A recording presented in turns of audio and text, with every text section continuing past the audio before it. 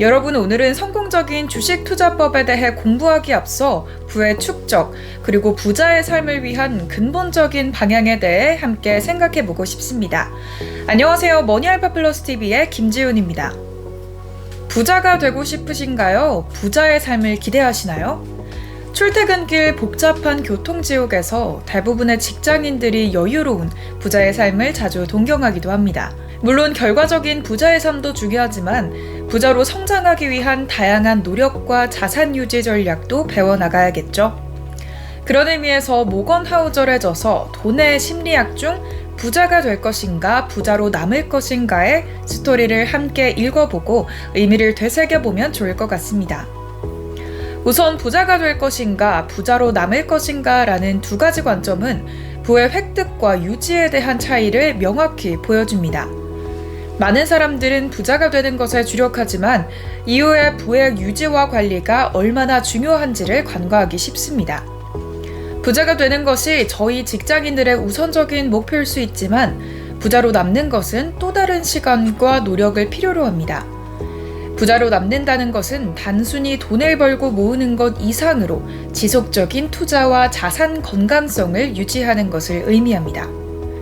모건 하우절은 부자가 되는 세 가지 요소를 제시했는데요. 먼저 부자가 되려면 되도록 많은 소득을 원천으로 해야 합니다. 과거엔 고소득이 특수계층, 예를 들면 고학력 전문직 종사자들의 전유물로 여겨졌지만 최근에는 유튜브 등 SNS 발달 등으로 인한 다양한 부의 창출 기회가 생겨나고 있습니다. 다음으로 절약의 소비 습관입니다. 높은 소득을 벌더라도 소비 습관이 좋지 않으면 부자가 될 수 없습니다. 하우절은 계획적인 소비와 저축을 통해 자산을 축적해야 한다고 강조했습니다. 마지막으로 부자가 되기 위한 필수 불가결한 요소는 투자입니다. 자산을 축적한 후에는 투자를 통해 자산을 증식시켜야 합니다. 주식, 부동산, 금 등 자산에 대한 투자는 부자로 가는 길에 꼭 동반돼야 합니다. 미국의 월급쟁이 투자자 그레이엄 스튜어트는 급여만으로 400만 달러의 자산을 축적한 것으로 유명합니다. 그는 소비 계획을 세우고 불필요한 소비를 줄여 저축률 70%에 달성했었다고 합니다. 자산 형성을 위해 저렴한 주택에서 살았고 중고차만을 탔고요. 직접 차나 집을 고쳐가며 지출을 절감했습니다. 그리고 주식 투자를 통해 자산을 증식했다고 합니다. 한국의 파워블로거 나무처럼 역시 월급만으로 10억 원의 자산을 형성했다고 합니다. 그 역시 투자에 대한 올바른 지식 습득을 위해 부단히 노력했습니다.